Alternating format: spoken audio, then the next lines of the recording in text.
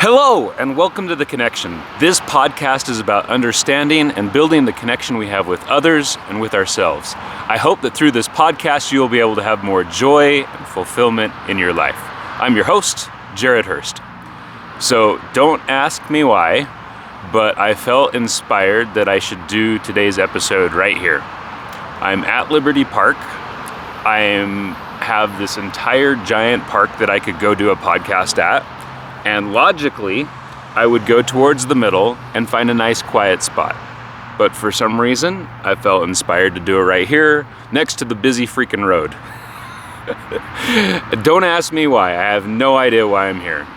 I might not even be able to release this podcast. It may be that the audio quality is terrible, but for some reason, I felt like this is where I'm supposed to do it, so this is where I'm doing it. I'm trying to get better at following the inspiration and the promptings that I have, regardless of whether they make sense. So here I am. This week's podcast episode is about healing through forgiveness and compassion. I want you to picture something in your mind. Imagine that I were to come up to you and I were to give you a stick. And I were to have you grab a hold of that stick. I'm not holding it, you're just standing there holding it. And I ask you to let go of that stick and release it while you still hold on to it. Could you let go of the stick without releasing your grip? No. I know, it's kind of a silly question. But you can't let go of something that you're still holding on to. And the same thing is true with the things that we're experiencing in life. The things that we're going through, the pains that we're having,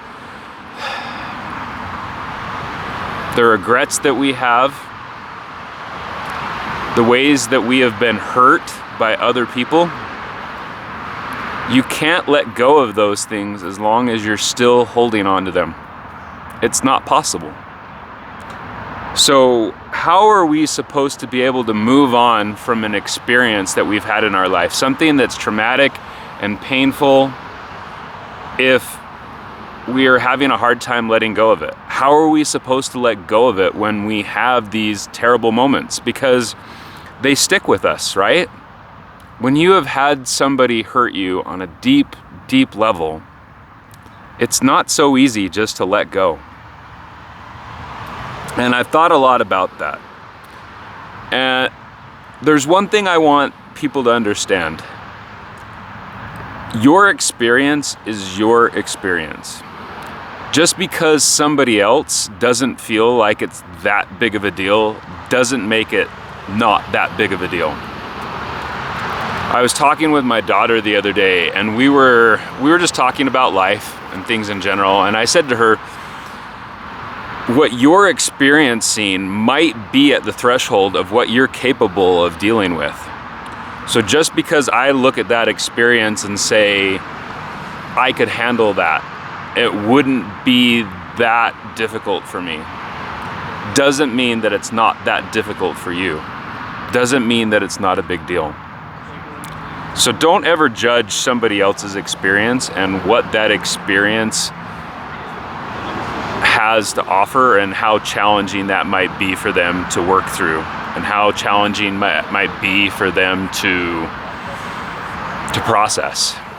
And don't ever downplay your experience and your process. Don't judge yourself and tell yourself, well, this isn't that big of a deal. If it feels big to you, it's big.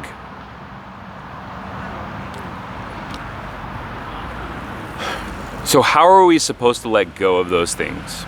How are we supposed to let go of these painful emotions and experiences that we've had in our life?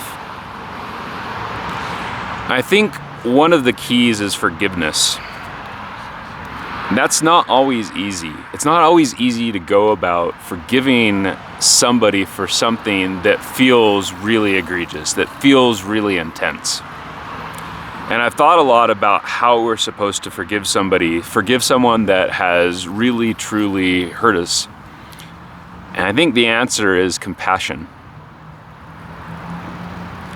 I was walking around the park today, and everybody I walked by, I looked at them and I said to myself, look for their beauty.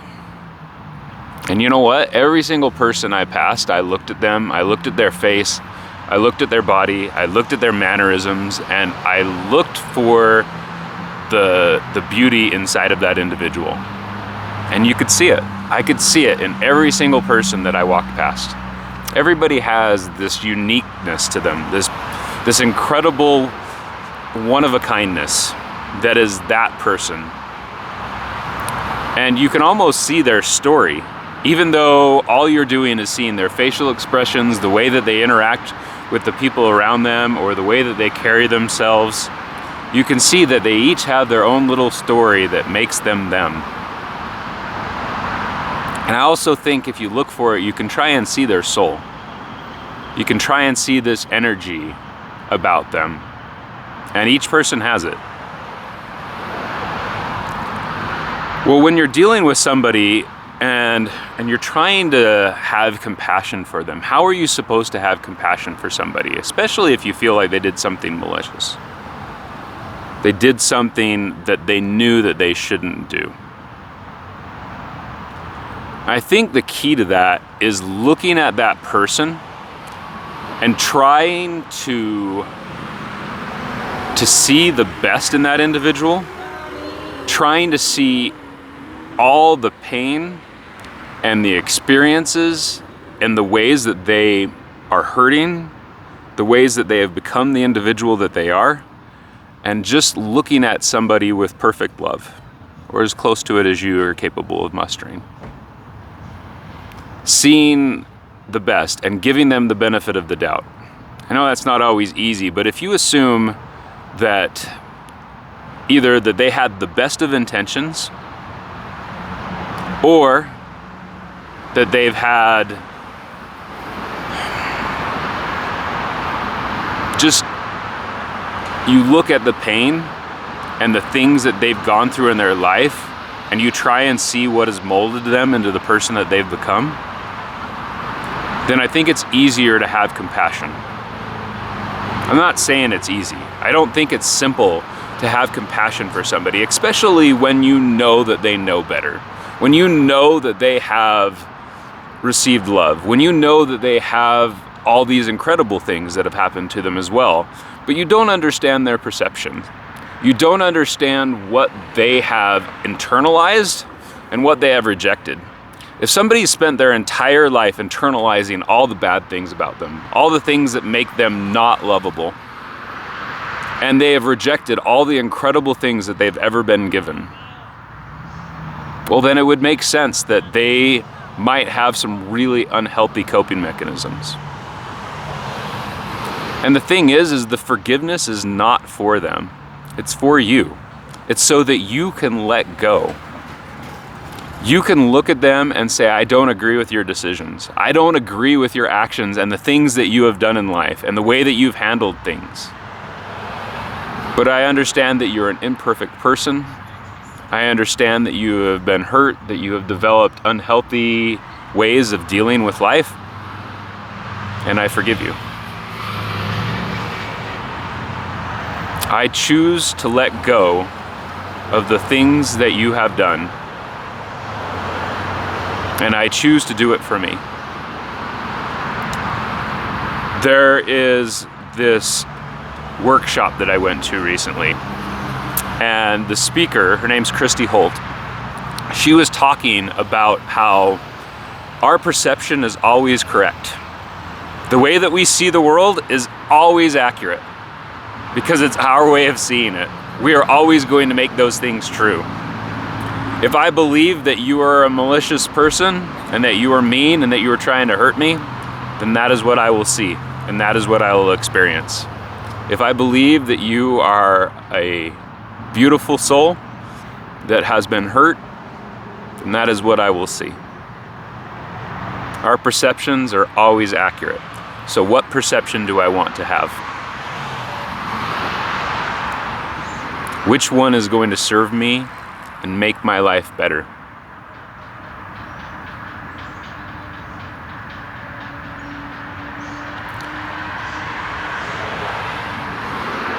I know that is not simple. It's not easy to just choose to see the best in people, but it's a choice. It's what we get to decide. I have not been through what you've been through. And it may take a lot of time, it may take a lot of effort on your part in order to let go of something, in order to release it. But with compassion, with love, you have a much better chance of doing so. You're not going to release somebody while you hate them.